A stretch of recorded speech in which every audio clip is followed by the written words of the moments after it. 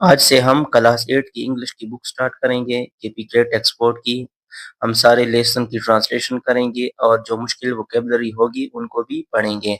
Unit number 1 ہم start کریں گے۔ یونٹ نمبر 1 ہے دی جسٹس آف رسول اللہ خاتم النبیین صلی اللہ علیہ وآلہ وسلم۔ جسٹس کا مطلب ہے انصاف، رسول اللہ صلی اللہ علیہ وآلہ وسلم کا انصاف۔ ریڈنگ سٹارٹ کریں گے۔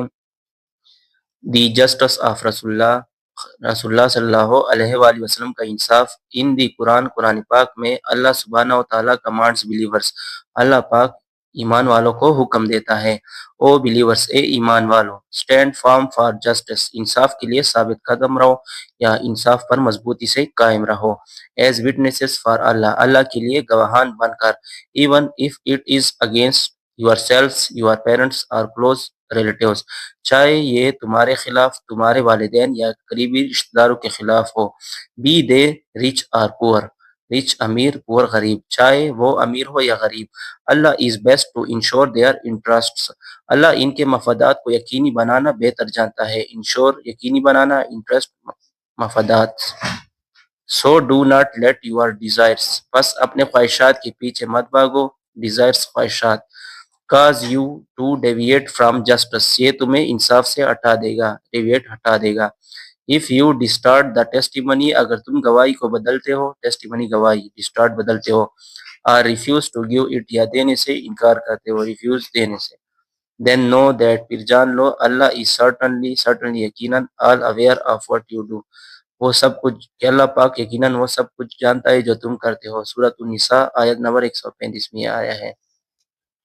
حضرت محمد رسول اللہ خاتم النبیین صلی اللہ علیہ وآلہ وسلم abided by Allah's commands، احکامات abided تعمیل کی، Allah's apostrophe اس کا مطلب ہے کا۔ حضرت محمد صلی اللہ علیہ وآلہ وسلم نے اللہ تعالیٰ کے احکامات کی تعمیل کی۔ even before he صلی اللہ علیہ وآلہ وسلم was entrusted with the duty of نبوت، یہاں تک کہ نبوت ملنے سے پہلے بھی۔ Justice was instilled in him as a result of divine training، انصاف اللہ کی طرف سے تربیت کے نتیجے میں انصاف ان کی شخصیت کا حصہ بن چکا تھا۔ From the time of his childhood، بچپن سے حضرت محمد رسول اللہ خاتم النبیین صلی اللہ علیہ وسلم remained، رہے، outside، باہر، the moral degeneration of the societies، معاشرے کی اخلاقی پستی سے، in the age of ignorance، جہالت کے دنوں میں۔ بچپن سے حضرت محمد صلی اللہ علیہ وسلم جہالت کے دنوں میں معاشرے کی اخلاقی پستی سے باہر رہے۔